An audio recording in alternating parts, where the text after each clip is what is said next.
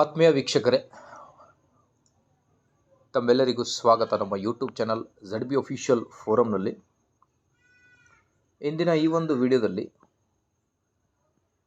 DA hike, ಸರ್ಕಾರಿ ನೌಕರರಿಗೆ ಸಿಹಿ ಸುದ್ದಿ, ತುಟ್ಟಿ ಭತ್ಯೆ ಹೆಚ್ಚಳಕ್ಕೆ ಸರ್ಕಾರ ನಿರ್ಧಾರ ಏನಿದೆ ಮಾಹಿತಿ ಅಂತ ಡೀಟೇಲ್ ಆಗಿ ನೋಡ್ತಾ ಬರೋಣ.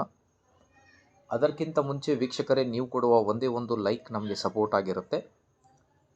ದಯಮಾಡಿ ವಿಡಿಯೋನ ಲೈಕ್ ಮಾಡಿ, ಅದರ ಜೊತೆಗೆ ನಮ್ಮ ಯೂಟ್ಯೂಬ್ ಚಾನಲನ್ನು ಕೂಡ ಸಬ್ಸ್ಕ್ರೈಬ್ ಮಾಡಿಕೊಳ್ಳಿ.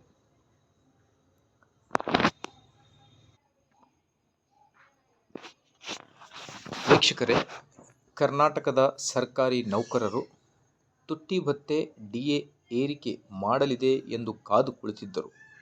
ಆದರೆ ರಾಜ್ಯದ ಕಾಂಗ್ರೆಸ್ ಸರ್ಕಾರ ಸರ್ಕಾರಿ ನೌಕರರಿಗೆ ಬಿಗ್ ಶಾಕ್ ನೀಡಿದೆ. ಈ ಕುರಿತು ಸ್ವತಃ ಮಾನ್ಯ ಮುಖ್ಯಮಂತ್ರಿ ಸಿದ್ದರಾಮಯ್ಯ ಟ್ವೀಟ್ ಮೂಲಕ ಮಾಹಿತಿ ನೀಡಿದ್ದಾರೆ. ಸರ್ಕಾರಿ ನೌಕರರು ಈ ಕುರಿತು ಸದ್ಯಕ್ಕೆ ಯಾವುದೇ ಪ್ರತಿಕ್ರಿಯೆ ನೀಡಿಲ್ಲ.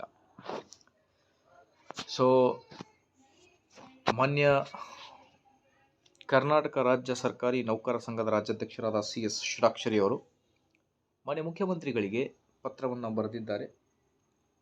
ಆರ್ಥಿಕ ಇಲಾಖೆಗೂ ಕೂಡ ಪತ್ರವನ್ನು ಬರೆದಿದ್ದಾರೆ. ಇನ್ನೂ ಕೂಡ ರಾಜ್ಯದ ಸರ್ಕಾರಿ ನೌಕರರಿಗೆ ಮತ್ತು ಪಿಂಚಣಿದಾರರಿಗೆ ತುಟ್ಟಿ ಭತ್ಯೆ ಕುರಿತು ಯಾವುದೇ ಆದೇಶ ಬಂದಿರುವುದಿಲ್ಲ. ಕೇಂದ್ರ ಸರ್ಕಾರಿ ನೌಕರರಿಗೆ 3% ತುಟ್ಟಿ ಭತ್ಯೆಯನ್ನು ನೀಡಲಾಗಿದೆ.